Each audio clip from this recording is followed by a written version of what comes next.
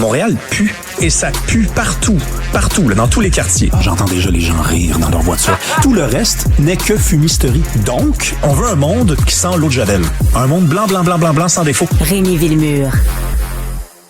Vous avez sûrement vu en fin de semaine dans le Journal de Montréal, Journal de Québec, un très gros dossier très fouillé de nos collègues sur l'aide médicale à mourir. Ça vous a sûrement fait réagir. En tout cas, mon collègue et ami Rémi Villemure, ça l'a fait réagir. Il y a une phrase en particulier qui t'a fait réagir, Rémi.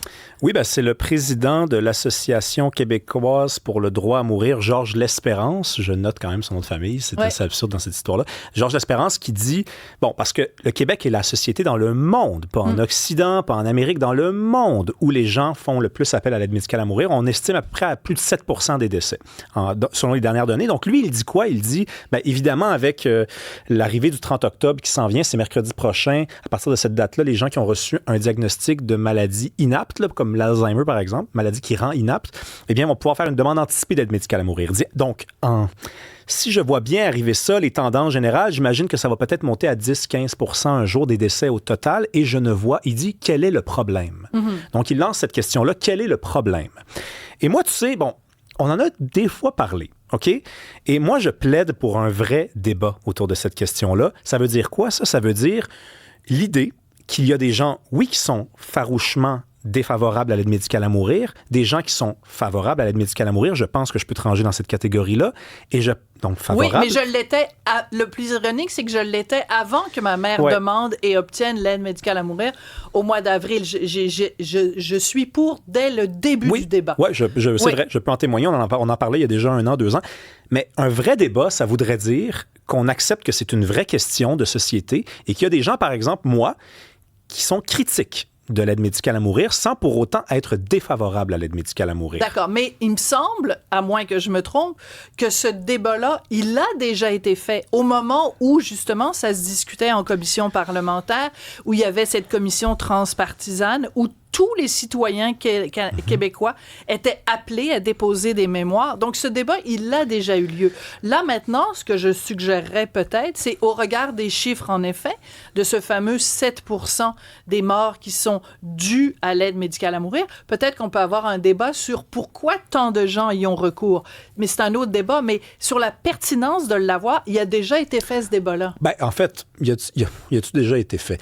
Il y a des gens, effectivement, qui avaient la possibilité de déposer des mémoires, mais je n'ai entendu personne dans l'espace public. Je parle d'un député qui en a fait un cheval de bataille.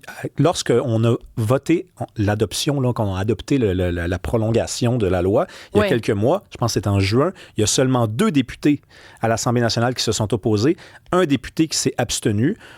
Est-ce que tu connais leur nom? Non. Bon, parce que ces gens-là se sont contentés de dire non. Deux personnes, et une personne a dit « je m'abstiens », mais il n'y a personne qui en a fait un cheval de bataille. Je connais aucun artiste, aucun écrivain. Oui, parce qu'il y a un consensus social autour voilà. de moi, c'est ça. ça qui me met mal à l'aise. OK, alors moi, je veux savoir, nommons les choses. Hein, tu sais ce que disait Camus, mal nommer les choses, c'est le début du malheur du monde. C'est quoi, le malaise? Il est où ton malaise? Bon, le premier malaise, je viens de l'identifier, c'est qu'il n'y a pas de débat. D'accord. Donc moi, une société normale, démocratique, où les gens sont éduqués, où les gens sont... Il y a une diversité de points de vue et où il n'y a pas de débat, moi, ça me met mal à l'aise. Franchement, ça me met mal à l'aise. Et il y a une autre chose qui me met mal à l'aise, et je sais que c'est pas ton cas, mais dans l'argumentaire de beaucoup de personnes, assez rapidement, pour ne pas dire on se contente de ça, c'est l'argument émotionnel. C'est moi, là, j'ai accompagné mon père dans la maladie. Il est mort la bouche ouverte. J'ai reçu ce message-là cette fin de semaine. Là. Mon père est mort la bouche ouverte comme un chien. Et ma mère, elle, y a eu droit. Bon, voilà. Ça, vois-tu, c'est un argument que je reçois, mais c'est pas un argument qui me suffit. L'argument émotionnel, le parcours de vie, ça ne me suffit pas. L'autre argument que j'entends beaucoup, c'est le chantage émotionnel. C'est pas exactement pareil, mais là, on me dit, toi, t'es quoi? T'es pour la souffrance? Ben non, c'est pas comme ça que ça marche. C'est-à-dire, je suis pas pour la souffrance. Je pense qu'il y a des façons d'être plus critique à l'aide médicale à mourir, tout en considérant que c'est important la compassion, l'amour, la solidarité, la sensibilité. Donc moi, je trouve qu'il y a une certaine forme de terrorisme intellectuel dans cette question-là. Oh là là, c'est une expression qui existe. On sera pas d'accord aujourd'hui, Rémi. Parce que tu as des meilleurs arguments que ces gens-là. Mais oui, moi, parce que j'ai des meilleurs arguments, mais c'est qu'à la base, pourquoi il y a l'aide médicale à mourir et pourquoi il y a autant de gens qui y ont recours, c'est d'abréger des souffrances insoutenables. Moi, la phrase qui est revenue le plus souvent dans la bouche de ma mère, c'est « je ne suis plus capable ». je suis fatiguée, je suis au bout du rouleau. Ma mère avait 95 ans, elle avait un cancer, elle avait des douleurs, etc., atroces. Elle avait, je sais pas combien, une liste à pu finir de maladies. Je donne l'exemple de ma mère, mais je peux te donner plein d'autres exemples. C'est que on abrège les souffrances de quelqu'un qui demande qu'on abrège ses souffrances. Qui sommes-nous? C'est toujours la phrase que je dis. Qui sommes-nous pour décider à la place de quelqu'un d'autre quelle est sa limite?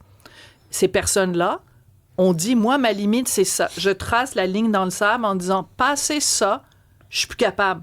Nous, on va intervenir en disant, pas sûr, moi, que ta limite est au bon endroit. Ben, vois-tu, c'est un très bon argument, celui-là. Bon. Ça ne s'appelle pas du terrorisme émotionnel ou du terrorisme idéologique, ce que tu viens d'employer.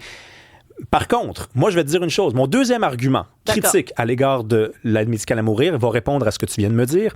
C'est que je pense qu'il fut un temps où on savait, par exemple, que quand on accompagnait quelqu'un, c'était parce que c'était comme ça que ça fonctionnait la vie. OK? C'était peut-être pas la bonne façon de fonctionner. Mais maintenant qu'on change notre rapport à la mort, on change notre rapport à la vie. Ça va de soi, là, OK? Mm-hmm. Et je trouve qu'on n'en parle pas de ça. On ne fait que dire qui sommes-nous pour décider jusqu'à quand quelqu'un doit mourir. Moi, j'ai accompagné mon père. Moi, j'ai vu quelqu'un souffrir. T'es-tu pour la souffrance? Ça, c'est un appareil argumentaire qui est limité. Maintenant que c'est dit, le jour où il va y avoir 15 à 20 % parce que M. L'Espérance dit quel est le problème? Montons à 20.